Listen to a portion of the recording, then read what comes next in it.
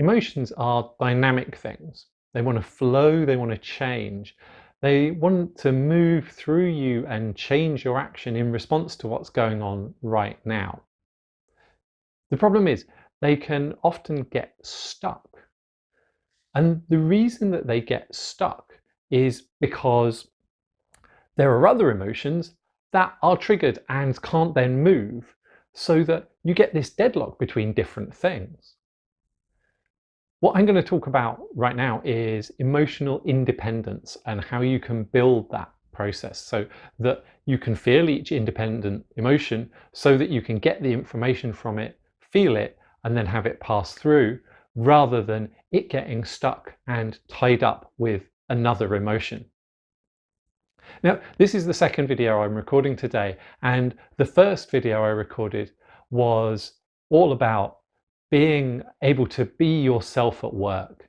And one of the big reasons that people struggle to be themselves at work is that relationship between vulnerability and fear and expectation of other people. And that's a really good example of how emotions can get stuck and how you cannot feel them, or you cannot feel one emotion because another emotion is suppressing it, because otherwise that will get triggered too.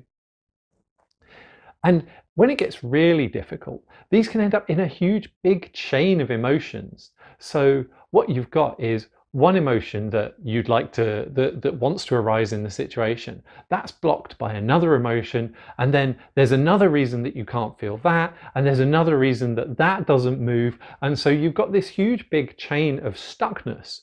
And the trouble with having a huge big chain of stuckness is that you don't get to feel that initial emotion that arose, because it's and it doesn't get to give you the information that you need to respond really sensitively to the situation that you're in right now.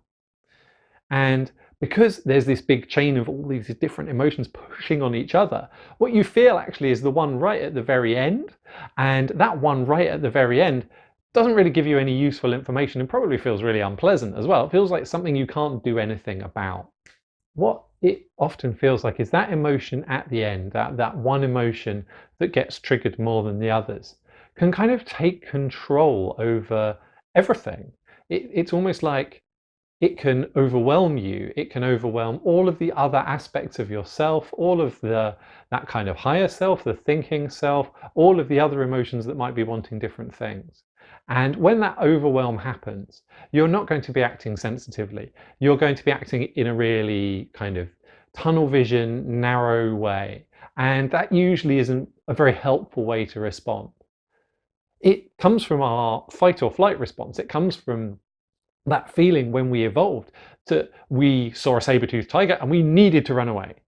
However, there aren't many saber-toothed tigers left, and that function of one thing, one emotion, giving us that singular drive towards getting away or getting towards and destroying something, which is often what's underpinning these, is not helpful.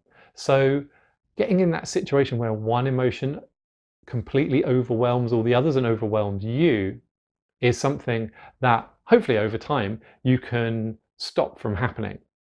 It's not something to stop from happening with willpower though. It's something to stop from happening with practice and with letting go of all of the other emotions and kind of breaking down that big chain so that you can be freer. So the approach to this is to actually start to release emotions and to start to let them go. And for most people, this is a physical process. Emotions are stored in the body. We're talking about stuff that's held onto as tension here. And you might find if you start to look at the tension in your body, and maybe you can find a piece of tension and you can find it release. So if you just take a second to quiet down and see if there's any tension in your body that kind of wants to let go right now.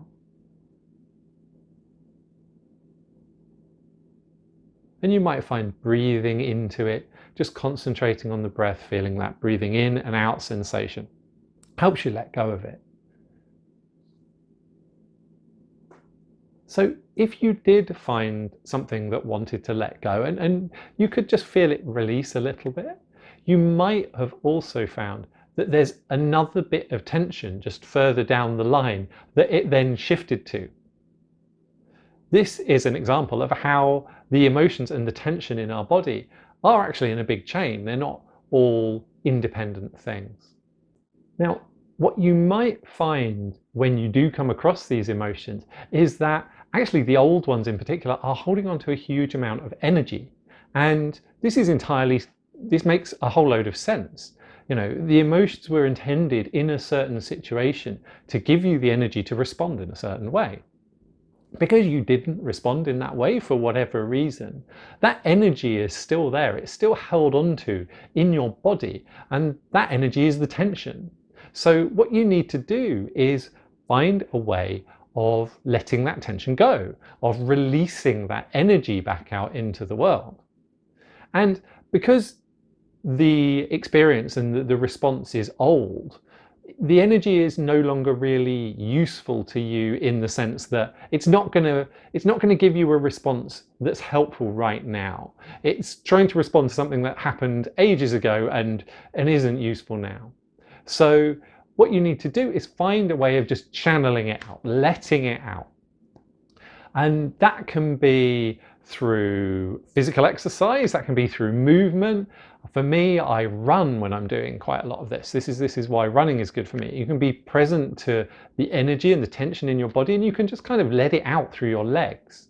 However, you might do anything else that's physical, or you might just kind of scream at something. You might beat a pillow, whatever it is to get that energy out of you.